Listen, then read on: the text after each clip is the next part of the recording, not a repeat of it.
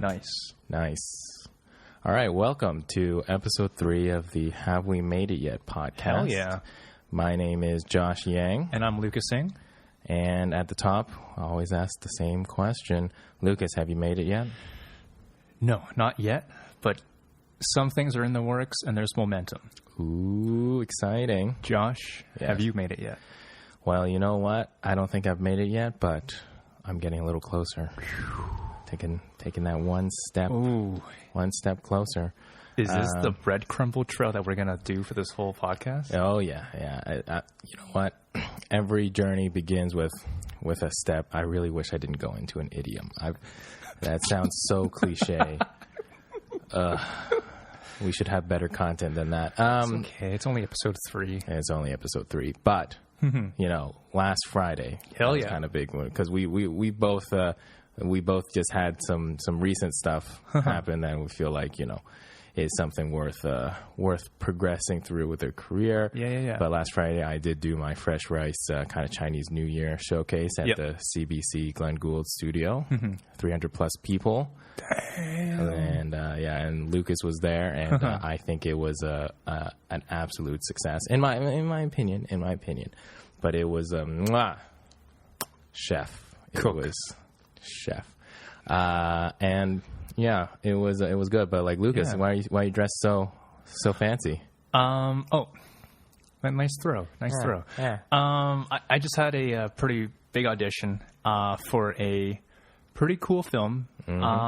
I can't go into too much of a detail about it, but it is one that I really, really do want to get.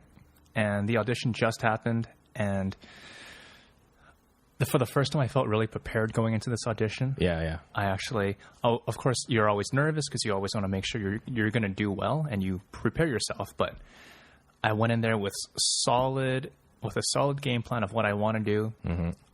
I was still nervous, but I executed it to how I wanted it to be done, and I left no regrets on the floor there. So it's all in the casting director's hands now, but we'll see where it takes us. Oh, that's great. That sounds great. Like, because you messaged me about this literally just earlier today, saying that we might have to push the scheduling on this a little back, maybe a couple hours because you were doing the audition. But okay, so because this seems like it's something that you know.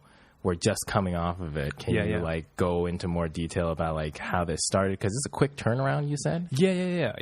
Good point. So auditions usually are for anything with feature films or TV shows or everything like that. You only get 24 hours to do it. So my audition today was at 4:30 today. So yesterday at 4:30 p.m. yesterday, I got the email from my agent saying, you have an audition at this date and at this time.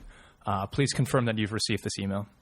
So I read the breakdown and I'm like, holy shit, this is actually like a pretty big role and a pretty big film. Yeah.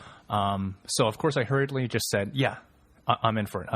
Got to take them. Got to take those chances. Oh, for sure, man. Yeah. And then I quickly found out that because this is a pretty big role, that she also quickly, right after I replied to my agent, she said, I highly recommend that you do get some audition prep, a coaching session done right before you go into the audition. So yesterday I quickly emailed off to a bunch of different audition coaches to see if they have any availability for this morning. Right. Luckily, I did find one from a studio that I'm well acquainted with and everything. And we went through the whole process. But of course, before you go into that coaching session, make sure you do your homework. Make sure you know the scenes. Make sure you know your lines, of course. But also make sure you already have that character built in your head. Right. So the coach is not just giving you things. You're also have your own input, and the coach can work and massage whatever points he or she thinks needs massaging. Yeah, because it'll take them time to figure it out. And like if you're paying them money for a specific amount of time, you want to get the most out of it.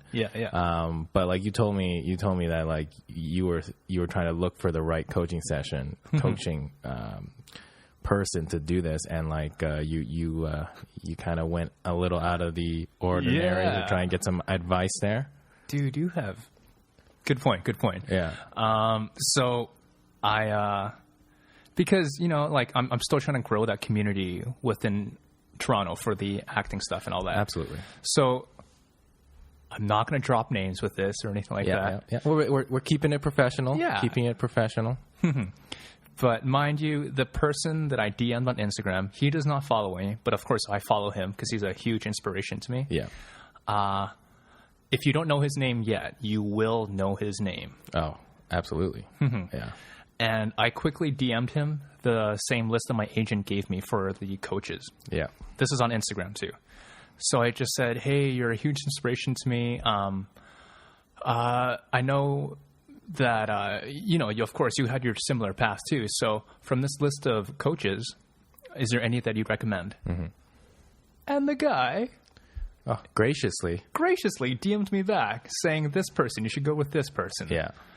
And I'm like, holy crap. And that's when I realized that if I'm ever in that capacity to be that big one day, you always hear of people who just, throw away their old childhood friends and everything like that, and like don't really give a shit about their own community after. Yeah. But if I ever get to that point, and I'm sure you're like this way too, give back, man. I mean, it probably took him nothing to respond to me. Yeah.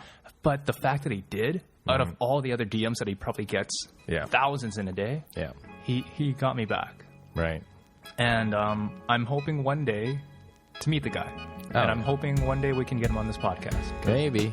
That's a lofty goal. But that would be quite a get. But of course, we're just starting. Have we made it yet? No. But this guy, he's very close to making it.